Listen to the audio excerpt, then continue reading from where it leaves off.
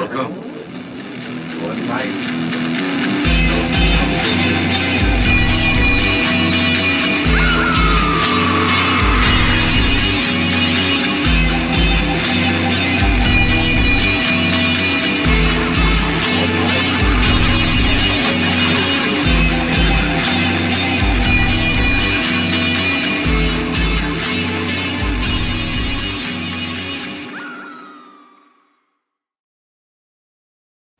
Hello and welcome to the Reaper's Digest podcast, the podcast where Duke and I dissect the best and worst in horror, sci-fi, and fantasy.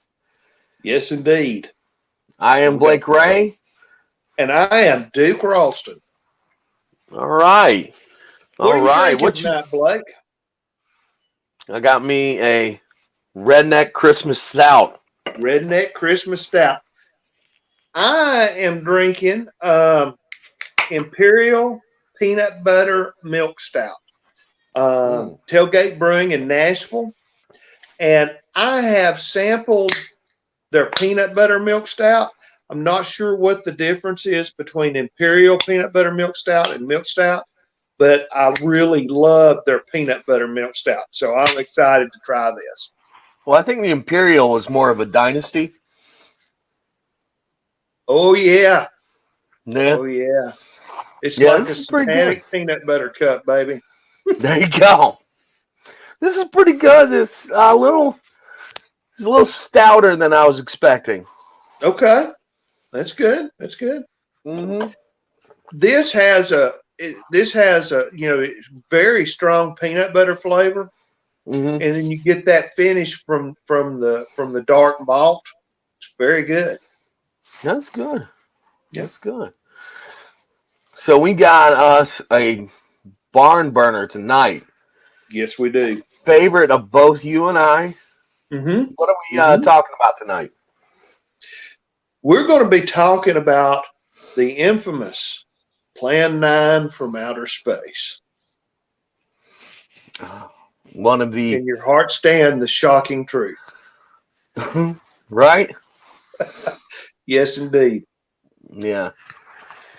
If this movie doesn't make your skin crawl, you're already dead. Right? That's right.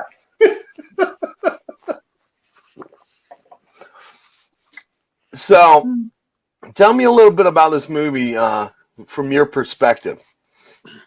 Okay. When did you first see it?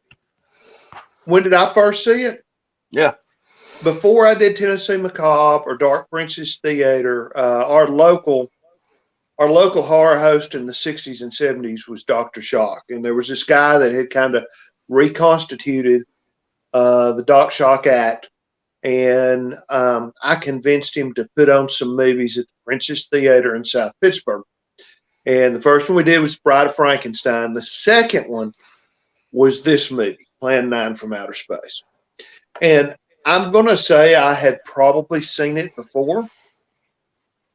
I'm not 100% certain I had. Didn't stick out in my mind, but this was the first time that I sat down and watched it all the way through. Was not my favorite to begin with. This is one that has grown on me, and we'll talk about that more in the analysis. But, you have that first wave of horror hosting, the classical horror host that begins with Vampira, who's in this movie, and the great hosts in New York City and Morbius in New Orleans and so forth in the late 50s, 60s, and 70s. And I think probably the type of movie, there was a specific packet of movies that they built their shows around, included things like The Wolf Man and Creature from the Black Lagoon. And I think that's kind of the movie you think of when you think about that classic period of horror hosting. And then it kind of disappears in the 80s, except for Elvira and a few others on large cable networks.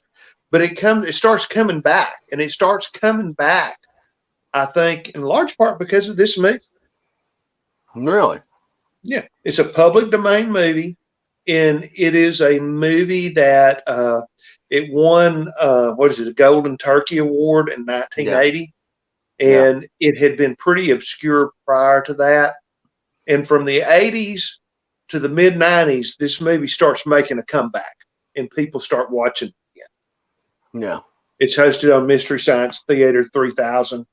And I think that the current trend in horror hosting has kind of been, and there are a lot of horror hosts out there, is kind of built up.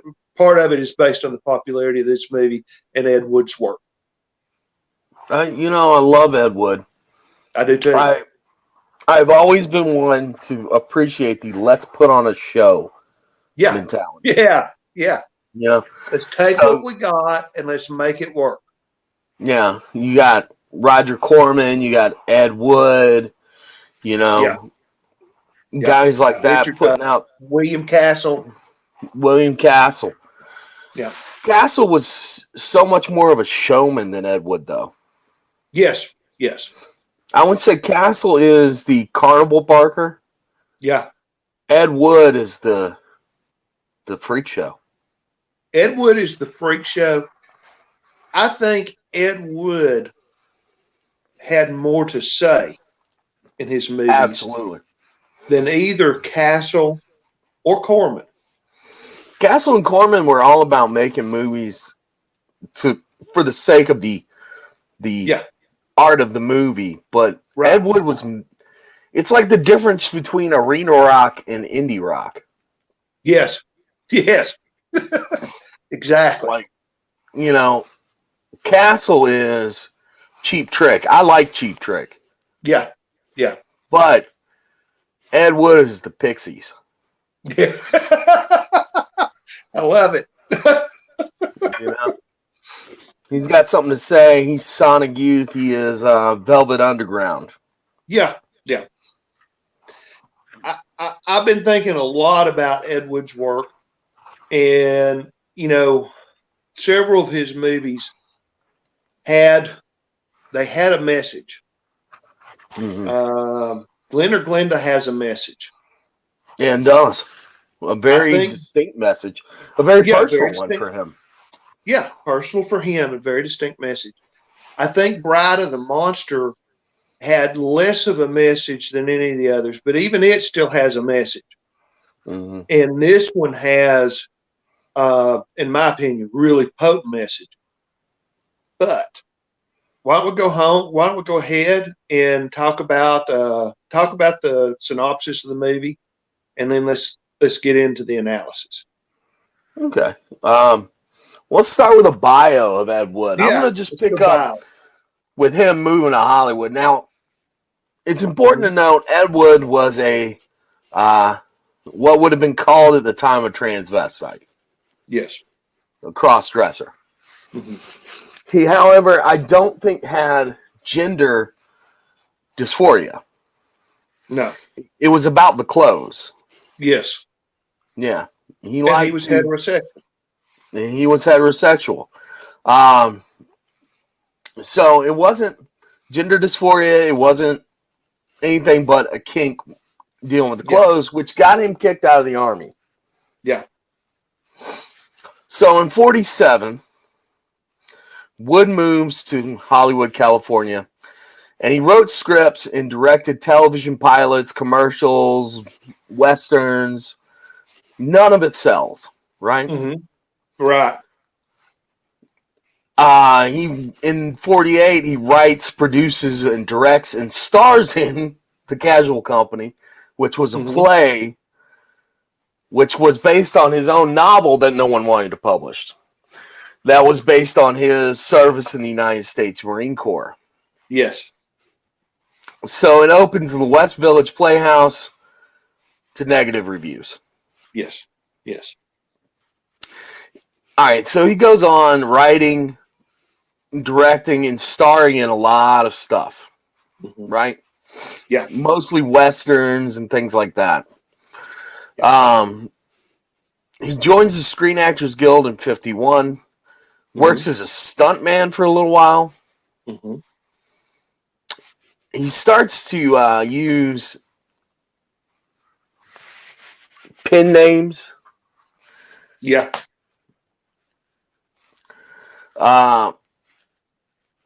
starts to use some funny pen names, actually, like They Angora. were quite funny, yeah. Yeah, Angora, which, you know, he loved Angora sweaters. I love Yeah. that pen name. Right? It sounds like a roller derby chick, Yeah, right? it does. And I And looked Act for a of, pink Angora sweater, but I couldn't yeah, find one that was big enough. you know, they just don't make them for big girls like us. No, they don't. Um, add Akdov Telmig, which is just vodka gimlet spelled Yep. backwards. Yep.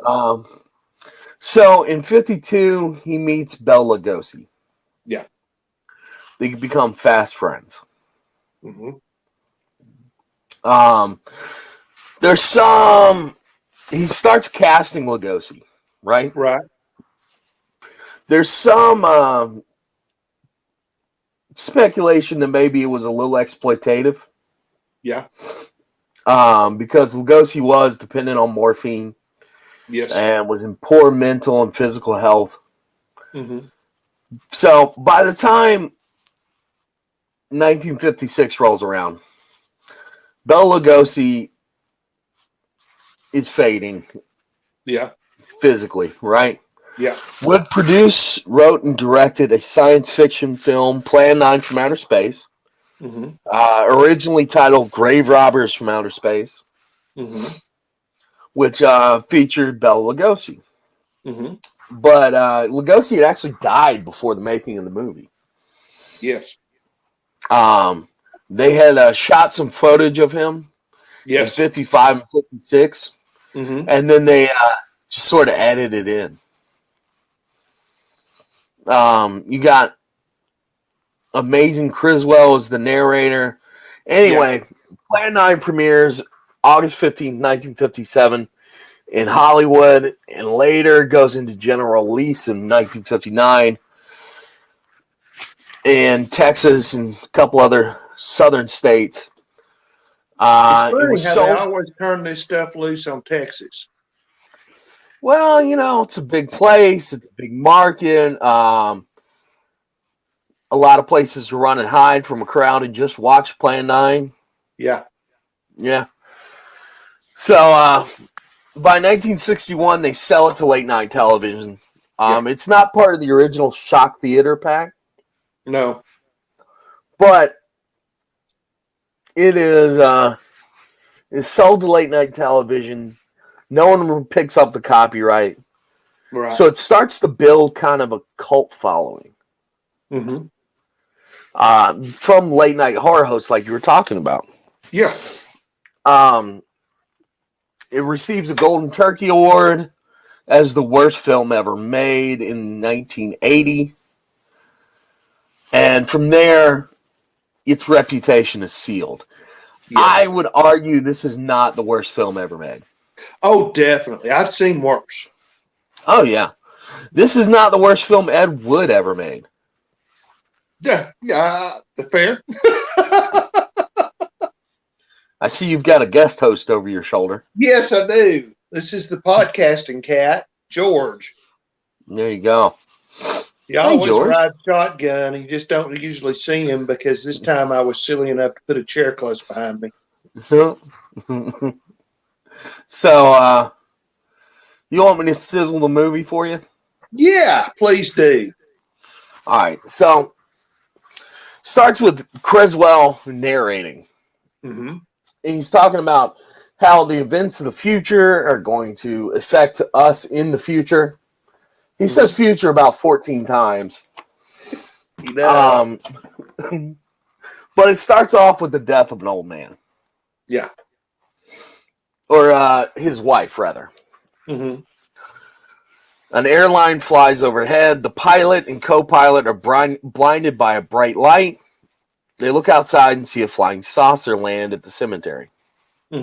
Right?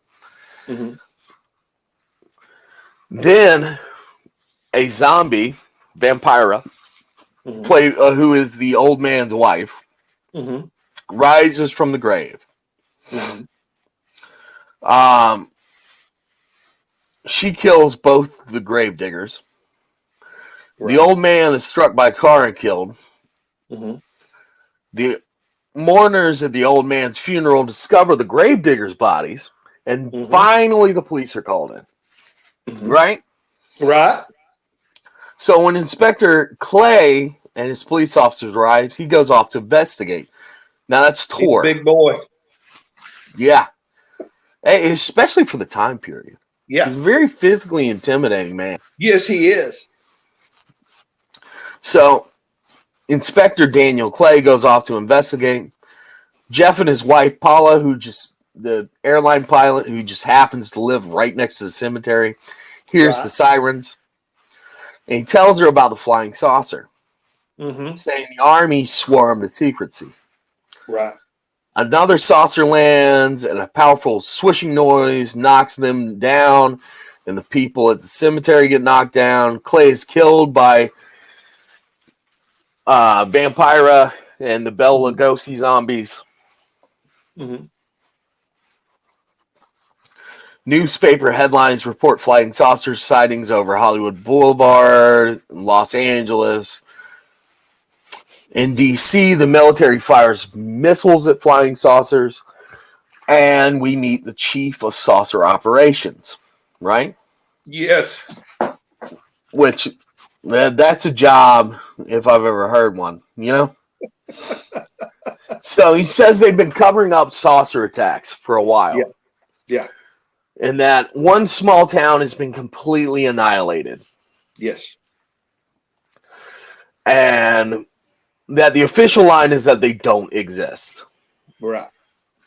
So eventually the aliens return to their space station, where Commander Eros, who has been in touch with the Earth, says that the Earth is just ignoring them. Right? Right.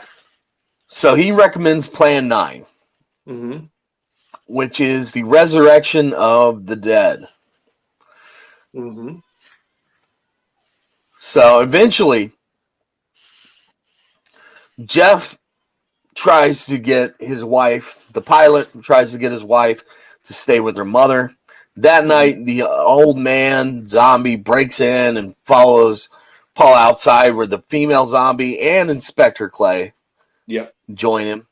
Paul escapes, finally collapsing after the three zombies return to Eros. At the Pentagon, General Roberts tells Edwards that the aliens have been telling the government they're trying to prevent humanity from destroying the universe. Mm-hmm. So Roberts sends Edwards, who again is the head of saucer relations, out to San Francisco, where the alien activity has occurred. Clay attacks Eros, nearly killing him. Yep. After examining Clay, the ruler orders the old man destroyed to further frighten humanity. He approves Eros' Plan 9 to raise zombie armies. Edwards in the police interview the pilot and his wife, unaware the flying saucers returned. Officer Kelton, who is completely useless, encounters the zombie old man who chases him to the pilot's house. Eros' ray hits the old man, who turns into a skeleton. Edwards, the Trents, and the police drive to the cemetery. Lieutenant Harper insists on leaving Paula in the car, where she refuses to stay alone. Kelton stays with her. Once again, Kelton is completely useless. Eros, he's like comic relief, except he's not all that funny. He's just no, he's like if Barney Fife was taken seriously. So Eros and his mate Tana sting Clay to kidnap Paula and lure the other three humans to the saucer, which works.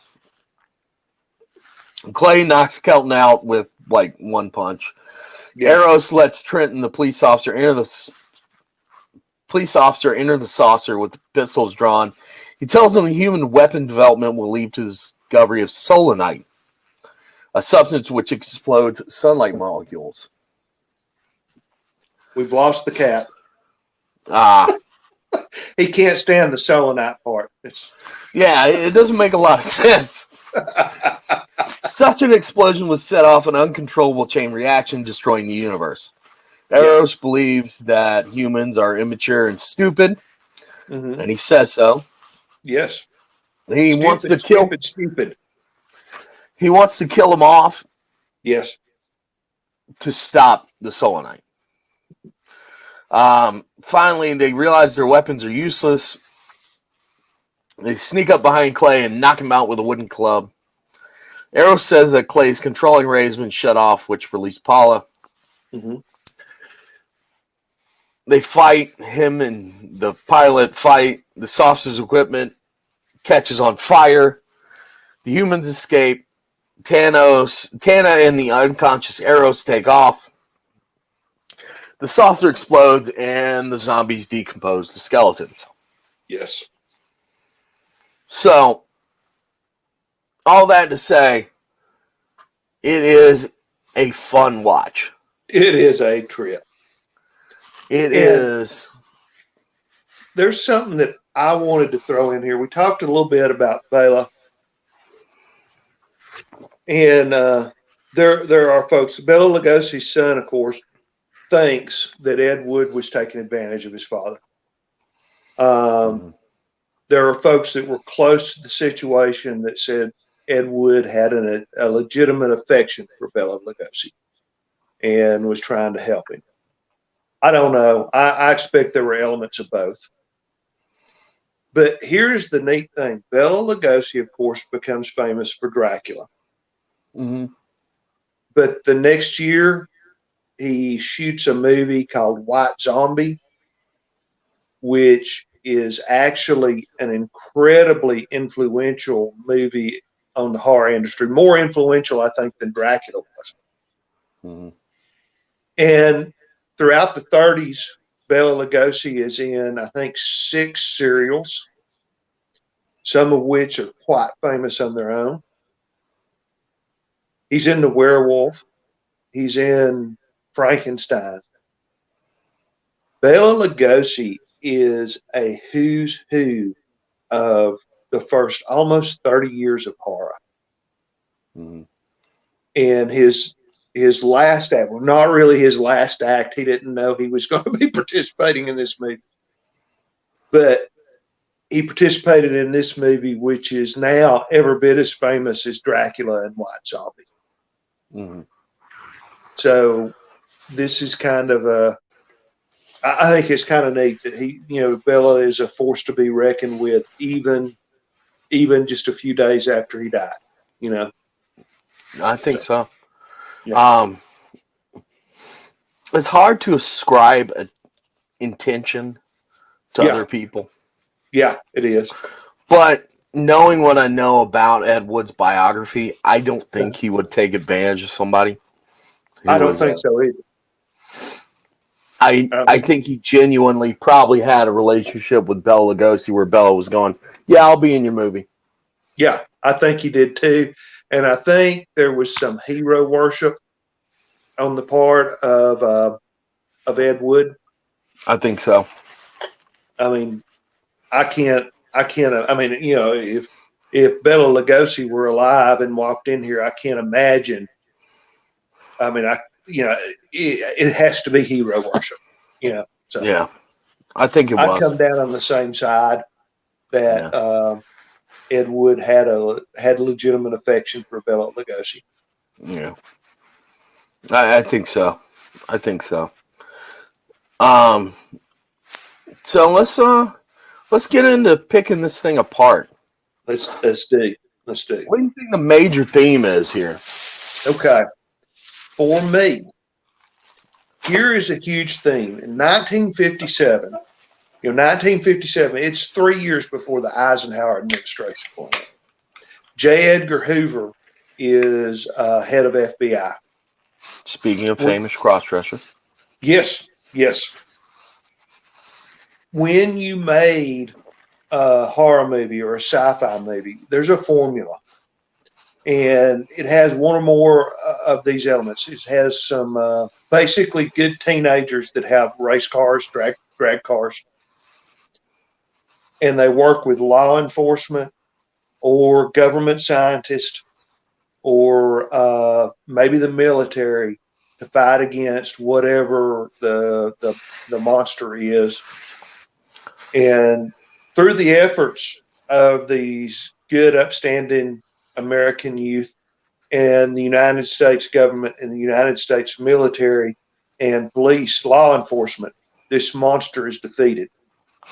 And I always think about the end of The Blob, where there's no government involvement till the very end, and you see that Chinook helicopter carrying the Blob to the North Pole, and it's almost elevates the United States government to the status of a god. Yeah. This movie, Ed Wood says that the government knows about the UFOs. That every time you see a fire, or you see a flood, or you see an earthquake, it may actually have been an alien attack that the United States government is covering up. Yeah. And causing. Mm-hmm. It's very ambiguous because the head of the saucer division says that we tried to befriend the aliens first and they attacked us. But the aliens say they came here to communicate with us and we attacked them. So I tend to come down on the fact that we're supposed to believe that the government actually attacked the aliens first. I think so. And at the end of it, who were the good guys? I mean, the aliens are trying to prevent the destruction of the universe. This is very true. But so you would trying not to do it have by a film that was this anti-government that I can think of. This is the first one I know of. And you wouldn't have another one until Dr. Strangelove in 1965. Yeah. And even in ways, Dr. Strangelove is not as subversive as this is. This has that outsider, nothing to lose quality to it. Yes. Yes. You know, I mean, Ed Wood had his problems with the military. Yeah. Yeah. You know, yeah. I believe it was a pink bra that was the main problem. Yeah. So there is not a picture of him in the lobby at Camp Lejeune. No. So my man had problems with the government. Yes. And he had already failed so much. Yeah. He didn't care anymore. Right. You know, there was no need for him to mollycoddle people. No. You know what it reminds me of? I don't think you would have John Waters without Ed Wood. No, I don't think you would. I think Ed Wood is breaking ground. Okay. When you watch, let's say The Blob. Mm-hmm. The Blob is a very X-Files thing. Okay. Mm-hmm. But it has nothing in common with the X-Files. When you watch Plan 9 from Outer Space, man, Mulder and Scully could fit right in there. Oh, yeah. It's that same, you know, the government is at best morally ambiguous. Mm-hmm. At worst, it's evil. Yeah. I would say morally ambiguous is pretty generous. Yeah. Yeah. Yeah. Yeah. So it is, and that is so far ahead of its time. Mm-hmm. You won't begin to see that widespread until the late 60s and early 70s. Yeah, when distrust of the government becomes kind of it becomes much more, you know, Nixon administration, it becomes, you know, it becomes much more widespread. Yeah. And you don't, but even at that, you don't see it as blatant really until the X-Files. Yeah. You know. You do see it in like outsider art though. Yes. Yes. You Yes, know, when you definitely. watch so when we're talking about B movies, right? Hmm. The technical definition of a B movie Hmm. is a movie. Often they were shot as the B project on a set. Right. So you'd have a studio system that would have, say, they'd be making a love story during the day, and then at night Hmm. they're making a film noir on the same set. Yeah. Yeah. That's a B movie. That's a B movie. And those movies were, at least at first, were made to target Saturday matinees, young Mm-hmm. kids. Yeah. Later on, they're designed for the drive-in circuit, same type of audience, young kids, but Yeah. they're very specific and they're studio made. We call this a B movie, but really it's really not. It's not. It's outsider art. It's outsider art. Yes, I Yeah. would call this psychotronic cinema. Now, you have used that phrase as long as I've known you. Yes, What is your definition of psychotronic? psychotronic is very nebulous and is poorly defined. It has some references. There was a psychotronic magazine for a while. There's some references to it, but in general, psychotronic involves themes that you might find in pulp magazines, Mm-hmm. translated to the big screen. Mm-hmm. So karate movies, spy movies, a lot of horror movies. Uh, definitely the Mexican movies with the luchadors, the wrestlers in them. Um, Tends to be a lot of rock and roll involved with psychotronic movies. Mm-hmm. Um, that's not, I haven't hit everything in it, but that is kind of the ballpark of psychotronic cinema. Most of it tends to be outsider art. Although I would argue that psychotronic cinema starts to become really popular.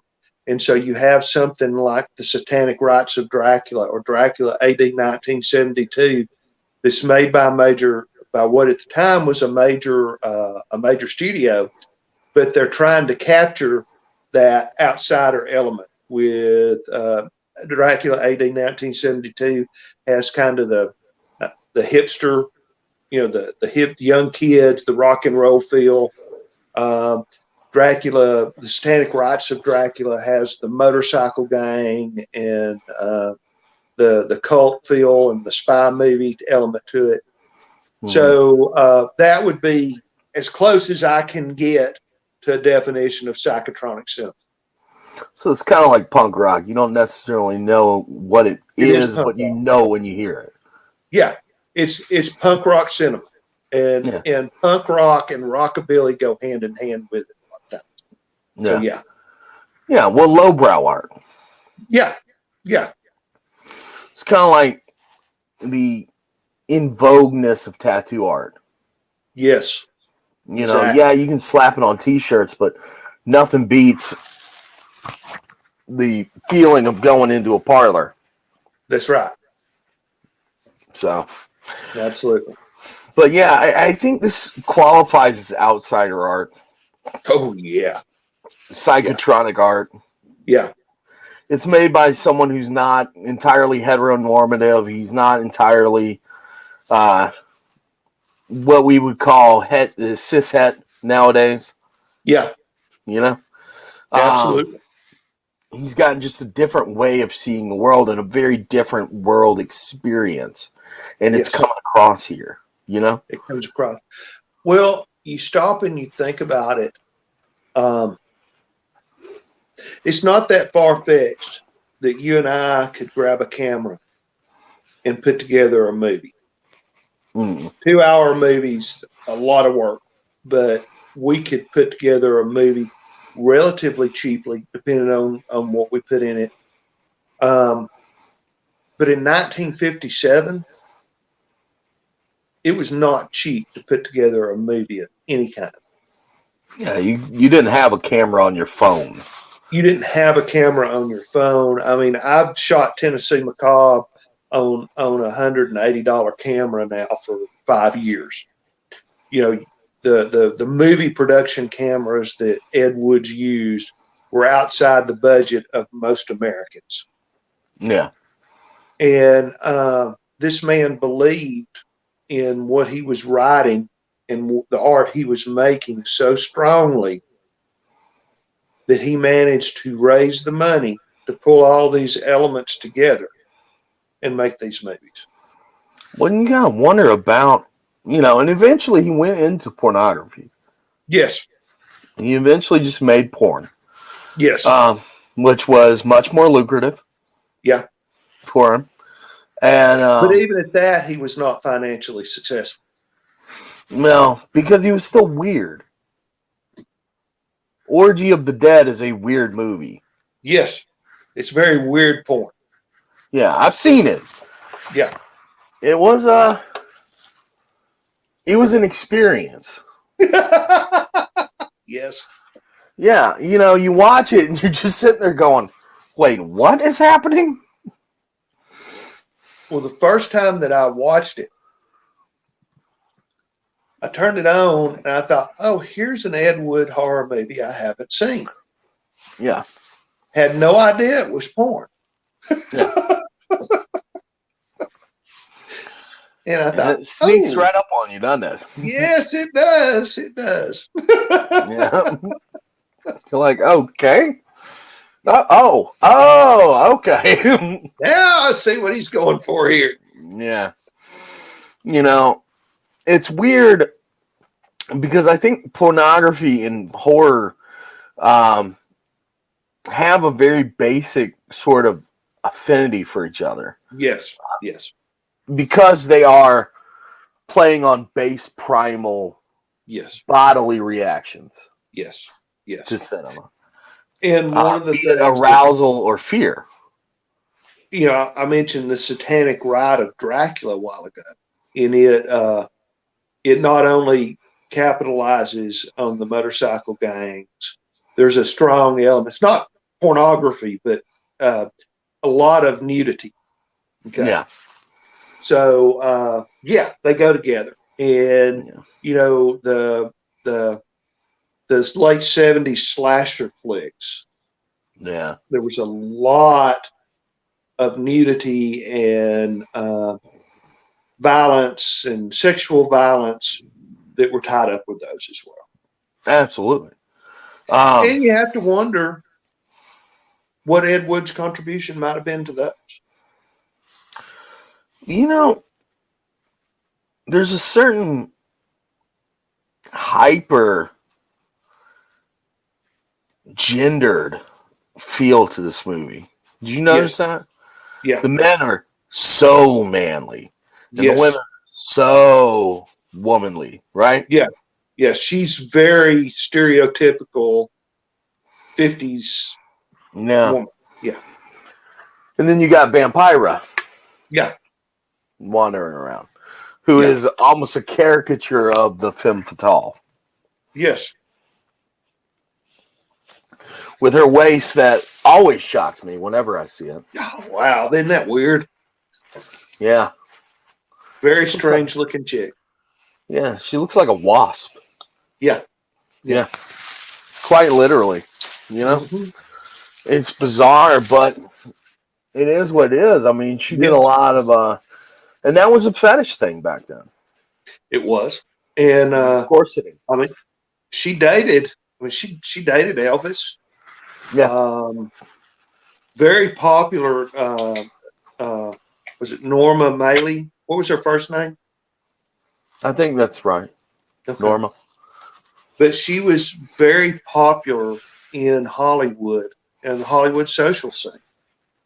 And the Vampira series was not something that I don't think she was particularly fond of. It was just a way to earn a living. And it didn't last all that long when you compare it to some of the other horror hosts out there. But very impactful, and she was the first. Yeah. Is she is canonically the first? Yes. Well, Yeah. that's cool. First horror host. Well, so we've talked a lot about horror hosting and just the experience of watching these movies. Yes. And I think that experiential take on cinema Mm-hmm. marks this as not a modernist but a postmodernist view of cinema. Yeah. Absolutely. Absolutely. I would argue that this is the turning point in cinema between modernist and postmodernist. Yeah. I can buy that. And it takes somebody, and of course it didn't do well. Oh no. No. I kind of wonder if Ed Wood ever planned on it doing well. I think Ed Wood, like a lot of guys out there, like Pynchon and your postmodernist writers, really deludes himself into thinking people want challenging art. Yeah. I can buy that. I think that you're probably right, and I've known folks like that. And the I'm public like that to a certain extent. I don't think. Well, I'm going to back up and say something now. The general public now doesn't get it. No. This is still not a mainstream type of movie. There's a certain set of people that are going to go out and look for this movie to watch it. Same set of people that are going to go out and look for horror hosts to watch. Mm-hmm. But most people have never seen it and will take one look at the cinematography or the acting or the dialogue, and you lose them.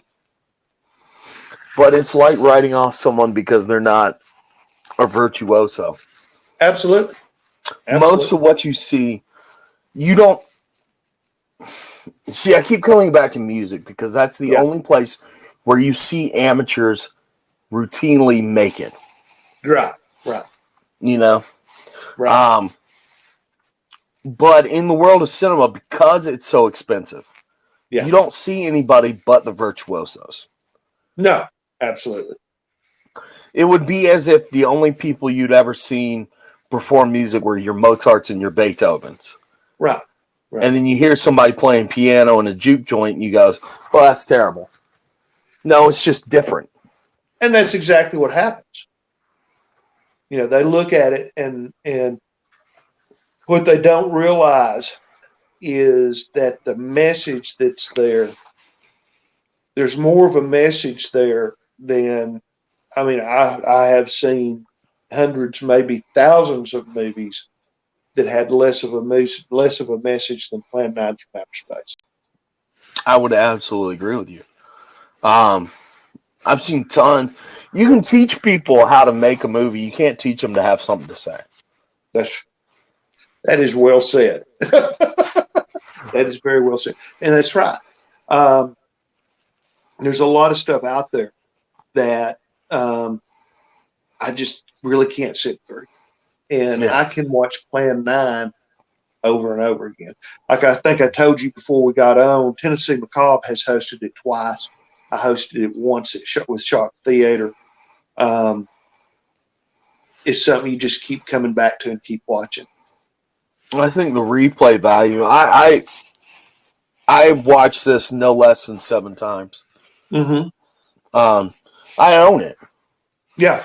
And I go back to it every couple of years or whenever I meet somebody who's getting into psychotronic or lowbrow art, and I go, have you seen Plan 9? Yeah. Because it's a must-see. It's a must-see. And every time I see it, the first time I saw it, I'm like, oh my gosh, look at those flying saucers.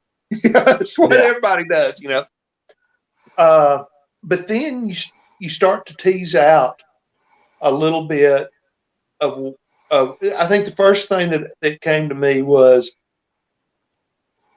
okay, cinematography aside, this movie is definitely different than anything else we watched from the period. Absolutely. There's nothing that compares. And there's a lot of really well shot science fiction and horror from the period that I've watched, but I don't really care about watching it over and over again. You know what I feel like? What's that? That way about? The What's Day that? the Earth Stood Still. Yeah, that was going through my mind. Yeah, it's a grand movie. I've seen it enough. Yeah, I have to. Twice I've seen it enough. Yeah, it was influential. We acknowledge the influence. It was, it was making a statement. It was making a statement about the popularity of UFOs in the United States. But honestly, I think this movie makes more of a statement about the popularity of UFOs in the United States in the 1950s, because this is a much more unabashed view. And it's a much more truthful view. Yeah. Than the Day the Earth Also, Stood Still. it's just more fun. It's more fun, yeah. Yeah. The Day the Earth Stood Still, it's all right. It's a great movie. Don't get me wrong. Right. Well, it's not any fun to watch, though. It's not any fun to watch. And this is something we haven't really talked about. In the 1950s, you have people who are coming forward and saying, I have seen a UFO. I have seen a UFO. And the government was coming out and going, oh, it's a weather balloon. Oh, it's swamp gas. There's all these explanations that part of the time everybody knew you look at the picture the guy took, it's bullshit. That's not swamp gas. Yeah. Now the government has just straight up said, we might not know what they are. Yeah. Which I find infinitely more disconcerting. Yes, I do too. Because I like to live in a world where the government knew what they were, had a handle on it, and just couldn't trust us to be cool. Now that they're like, yeah, that's pretty weird. I'm like, no, you don't get to say that. You've got to know. I want the scientist in the business suit that shows up and says, we got this handled. Yeah. Not some general going, I don't know. Your guess is as good as mine. Maybe aliens? So, what do you think is actually the worst movie ever made? To be widely released. Worst movie ever made. What's the worst movie you've ever seen?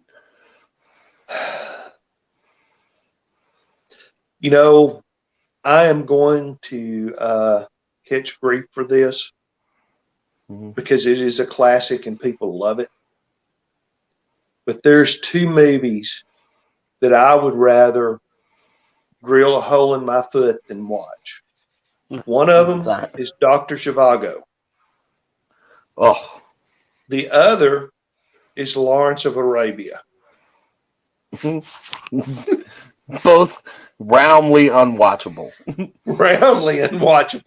And, give me waterboarding. I'll do 2.5 hours of waterboarding. Just don't make me watch that. Okay? Yeah. What about you? That's pretty good. Worst movie I've ever seen? Yeah. Manos, The Hands of Fate. Yeah, Manos is probably, if we're talking about cinematography and content, it's probably Manos. Yeah. Yeah. There's one called the Wasp Women or something like that I've watched too. It's pretty bad. I own that one. Yeah. Yeah. I used to put it on at parties to clear them out. That'll do it. Yeah. That or a gym called Barely Legal Lesbian Vampires. Yes. Which the only thing barely legal was their immigration status. I promise you that. Yeah, that was pretty bad too. Yeah. Um, Up there is the German movie Plankton. Now, I've never seen that one. I've heard of it. It is disgusting. Okay. Yeah, it actually made me physically ill. Okay. Yeah, so watch with caution. Okay. About the scene where the woman gives birth to fish eggs, I was like, no, I'm good. I really wish I hadn't seen that. I wish I hadn't seen that. So, well, I think that's about it for Plan 9. I think so. Yeah. I think so. I would just, okay. You want to give it a final my man, thought? Poor Johnson here. Oh, gosh. Love him. 300 pounds. I think he was like actually closer to 400 pounds. Swedish wrestler, big guy, and kind of a precursor to the Mexican luchadors. I mean, this guy sort of paved the way on his own and did a lot of movies, an impressive number of movies. We talked about Malin Army. And I would like to mention, oh shoot, what was the name I was thinking of? Well, one thing that I think is kind of neat is, you know who funded this, right? No. I didn't come across that in my research. The First Baptist Church of Hollywood. I wasn't ready for that. Convinced them that the way to fund a religious documentary was to have a successful science fiction film. Wow. Say what you want. The man was a salesman. He was a salesman. That's right. So. Oh, and then the Amazing Criswell. That's who I wanted to mention. Didn't know a whole lot about him when I seen this, and got to reading up on him. He made a lot of the tours on the late night shows and stuff like that. He was kind of a self-made psychic running around Hollywood. And interesting point, someone asked him in an interview, because particularly by the time he's makes Plan 9 from outer space, it's obvious to everybody involved that he is just more or less pretending to be a psychic. Yeah. And somebody asked him if he really had the gift, and he said, I really did, and I abused it to make money. And I don't have it anymore. But he said, when I started out, I really was a psychic.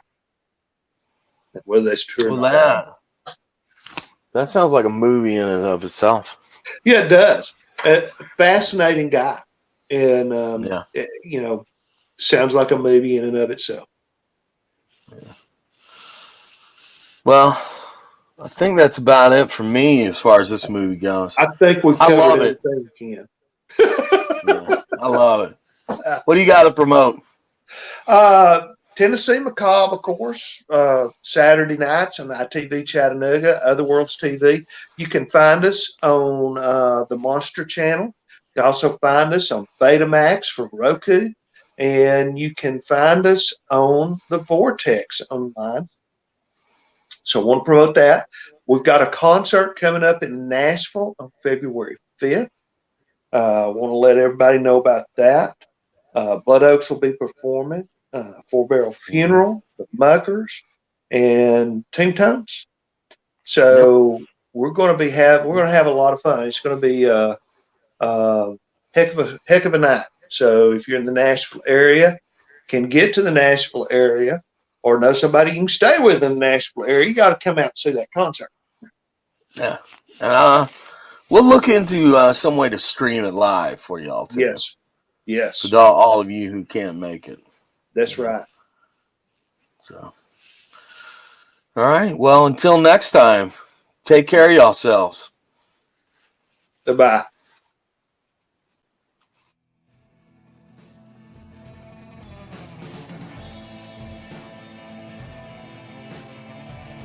Thank you